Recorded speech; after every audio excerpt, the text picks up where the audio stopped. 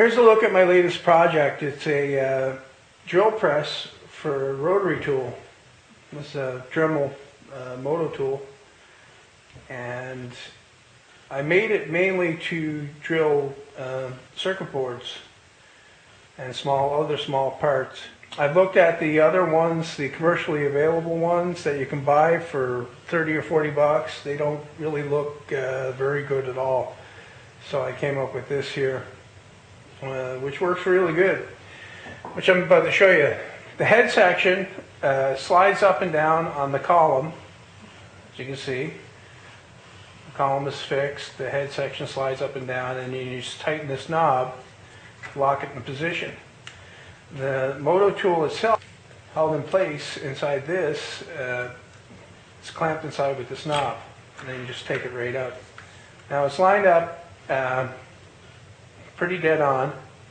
I've got a mark here that shows me where the top of the thing is, so I can line it up properly again.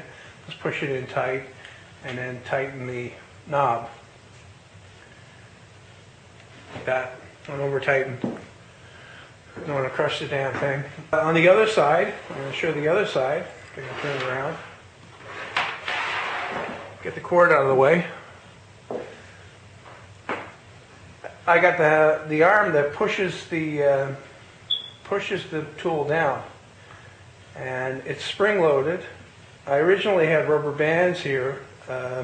Rubber bands work really well, but the problem with rubber bands is that eventually they'll wear out. I mean, they'll get hard and they'll break. So I found this spring at my local hardware store. I'm not entirely sure of the size, but it looked like it will work, and I bought a couple different size ones, and this is the longer one, and it works well. It fully returns the tool to the top position. I've got stops here and here. This one stops it from going up further. This one stops it from going down any lower. The range of motion is about 1.5 inches, which is, I think, more than enough for one of these things. You don't really want to be putting long drill bits in here. You don't really want a long capacity, so I limited it to 1.5 inch, and that works well. I made a notch here in the top of the post for the cord to fit in, just to sit in. The guide it as the thing goes up and down, so it's not hanging down.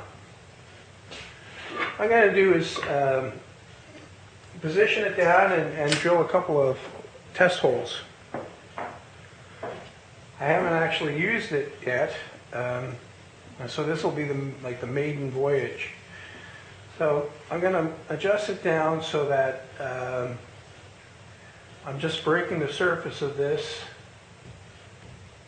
Come up a little bit more. And tighten that in. Make sure that's tight. I'm not going to be drilling into the table. I want a scrap piece of wood here. This is MDF. MDF is great for this. What I'll do when I'm doing a circuit board is I'll take a piece of MDF, and I'll double side stick it down in a couple spots so it doesn't move, so that when I'm drilling into the same hole. So here I'm going to drill a few holes. Turn on the machine, see if it's going the right speed. Seems to be okay.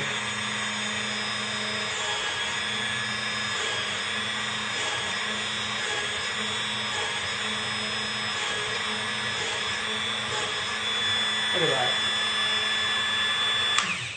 That works great.